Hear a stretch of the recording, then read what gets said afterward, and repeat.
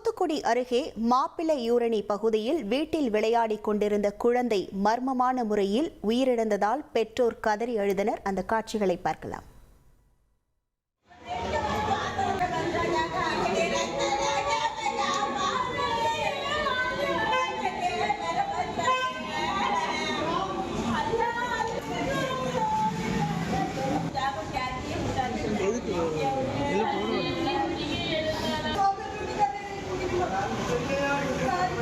இது தொடர்பான முழு விவரங்களோடு இணைகிறார் நமது செய்தியாளர் விஜயகாந்த். வணக்கம் விஜயகாந்த். குழந்தையின் உயிரிழப்புக்கு காரணமாக என்ன சொல்லப்படுகிறது? முழு விவரங்கள்.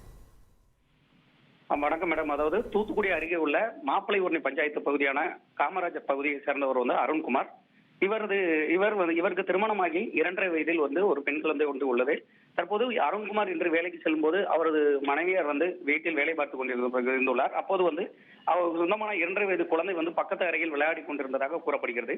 திடீரென அந்த அறையில் இருந்து குழந்தையின் சத்தம், அலறல் சத்தம் கேட்கவே அந்த அருண்குமாரின் மனைவி அந்த பார்க்கும்போது குழந்தை மயக்கமடைந்து கிடந்துள்ளார். உடனடியாக அருகே இருந்த மாப்பிள்ளையூரணி பஞ்சாயத்து பகுதிக்கு உட்பட்ட அந்த ஆரம்ப சுகாதார நிலையத்துக்கு அழைத்து சென்ற போது அவர்கள் அரசு மருத்துவமனைக்கு உடனடியாக கொண்டு செல்ல முடிவதை கூறியுள்ளனர். அங்கு கொண்டு சென்ற போது அவர் உயிரிழந்ததாக அங்குள்ள மருத்துவர்கள் கூறியுள்ளனர். மேலும் அந்த குழந்தையின் உடல்களில் அந்த மின்சாரம் தாக்கியதாக சில அடையாளங்கள் இருப்பதாகவும் கூறப்பட்டுள்ளது. வீட்டில் தனியாக விளையாடி கொண்டிருந்த குழந்தை, 2.5 வயது குழந்தை மர்மமான உயிரிழந்த சம்பவம் தூத்துக்குடியில் பெரும் சோகத்தை ஏற்படுத்தியுள்ளது.